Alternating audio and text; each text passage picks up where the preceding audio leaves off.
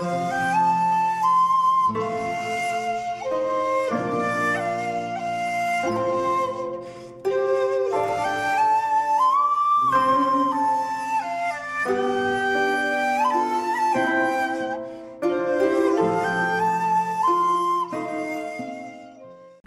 there, this is Solitary Ronin from Solitary Ronin Films, and welcome to another random review.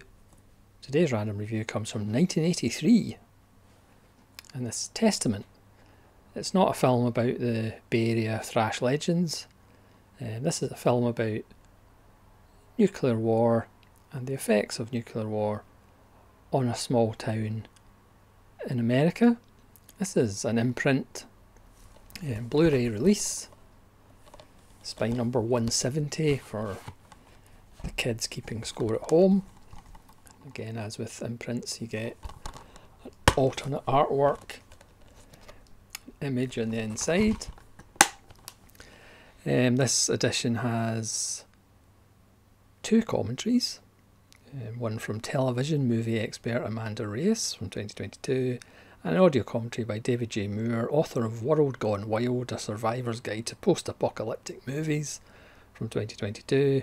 And then we have some featurettes, Testament at 20, which features the director Lynn Lippman reuniting with some of the cast.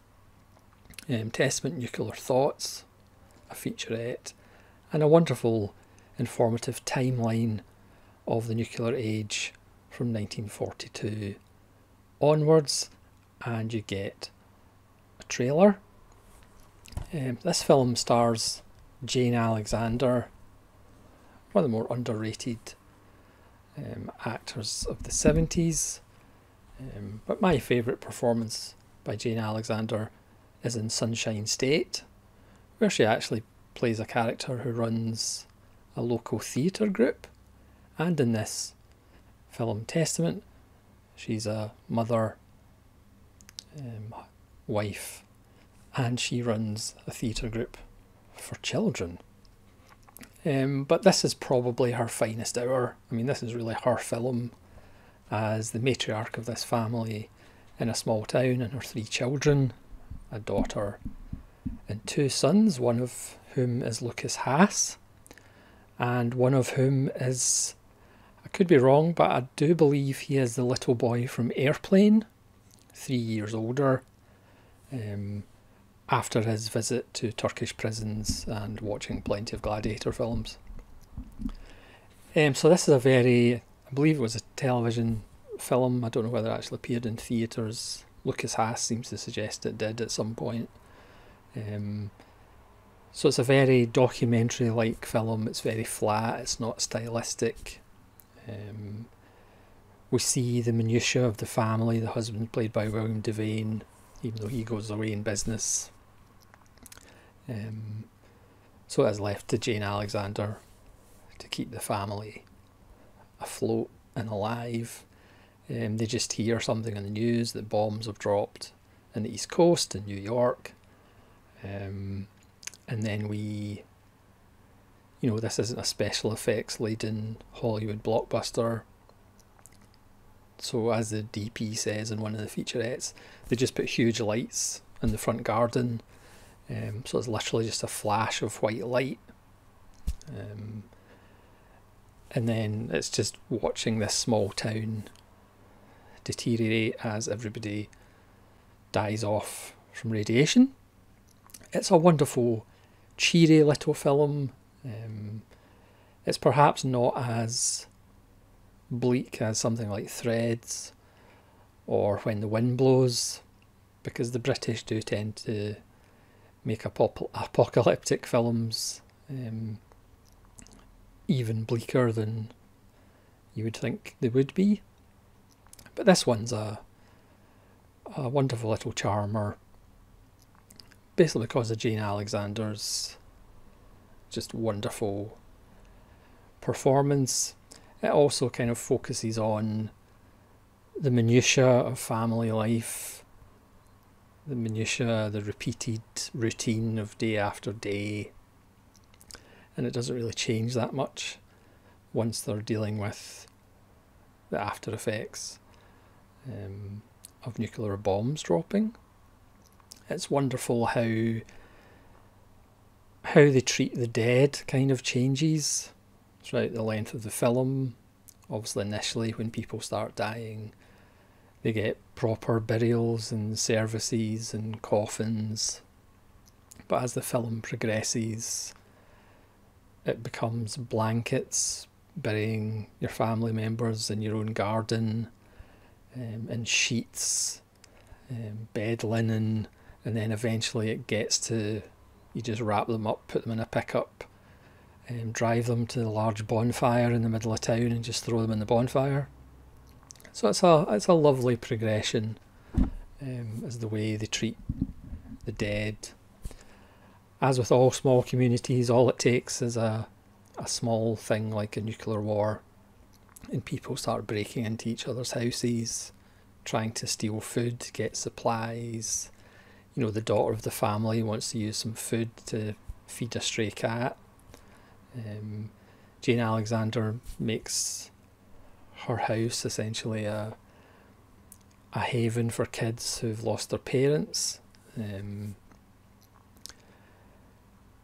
The music is by James Horner, but again it's a more restrained James Horner score. He doesn't go for the kind of maudlin sentimentality that could really bring a film like this down and kind of denigrate it a little bit.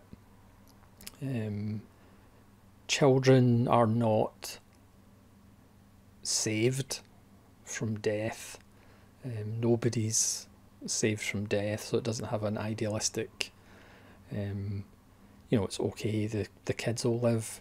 And this is kind of really exemplified by a very young Kevin Costner. This was 1983, so I believe this was before Fandango. And a young Rebecca De Mornay as a couple who have a newborn baby. And also that doesn't go very well. And there's a wonderful poignant scene with Kevin Costner as he's trying to find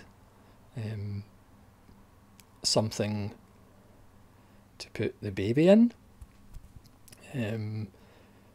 Kevin Costner actually appears on the Testament at 20 featurette from 2003. There's lots of familiar faces, but this is Jane Alexander's film and she's absolutely fantastic in it. And again, it does have that small town America feel, the routine, but as I say, something bad happens and it all goes to hell in a handbasket, and community spirit perhaps isn't what it's made out to be. And again, it is the result of the race that started in the middle of World War II. It's just effectively done. And again, obviously, if you have children, you may find it much more of an emotional film than I did, as I don't have kids and never will have kids. I mean, they're like people, but they're a lot smaller. But it's still a wonderful little 90 minutes. It has a real nice realism. Again, there is a priest or a minister who obviously tries to make sense of things. There's a kind of military man who tries to make sense of things and don't worry, everything will be alright, but it's not going to be alright. And obviously the minister does that thing of, whoever believes in me will never die, as they're burying another kid. It's a wonderful little film. It might not necessarily put a smile on your face, but Jane Alexander's performance is just absolutely fantastic, and it's well worth a look for some familiar faces before they were a lot more famous and demanded bigger checks for their film performances. So that's Testament, directed by Lynn Littman. Please let me know in the comments if you've seen it and what you think of it, and what your favourite post-apocalyptic film is, as far as the ones that were kind of more realistic, shall we say, than, you know, the Mad Max series or something like that.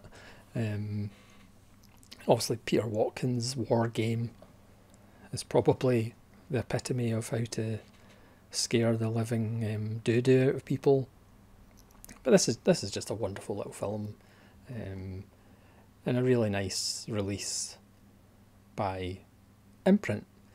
You know, one of the extras also does cover the wonderful duck and cover films that the Americans made in the 50s. So if you see a flash of light, an atomic bomb, just drop to the floor and cover your head and you'll be fine. So thanks so much for watching. Please don't take that advice too seriously. Remember, hiding under a door is far more effective in a nuclear war. So this is Solitary Ronin from Solitary Ronin Films, saying thanks for watching and farewell.